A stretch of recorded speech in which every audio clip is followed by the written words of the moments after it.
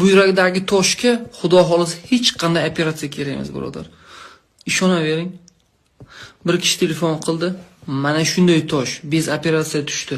Doktorlar pochkani ham olib tashlaymiz degan ekan. Telefon qilib rahmat aytdi. Nimani ichirgan? O'zimizda nima bor-ku? Semichka, podsolnux. Kunga voqari tomirini. Tushundingizmi? 100 grammini 3 litrga qaynatgan 5 minut. O'shani kun davomida ichib yurgan. Ya'ni kun davomida 1 litr ichiladi. Tushundingizmi? O'sha 100 gramm tomirni 2 marta qaynatishingiz mumkin. Ikkinchi marta sal ko'proq qaynatasiz-da, 10 minut qaynatasiz. Ishonavering. Ko'zini o'yaveradi, tosh-posh, tuz-tuzlarni, tushundingizmi? Doddini beraveradi. Keyin bo'g'inda tuzlar bo'ladi-ku, bo'g'inda qayerdadir tuzlar bo'ladi-ku, yana bitta narsa.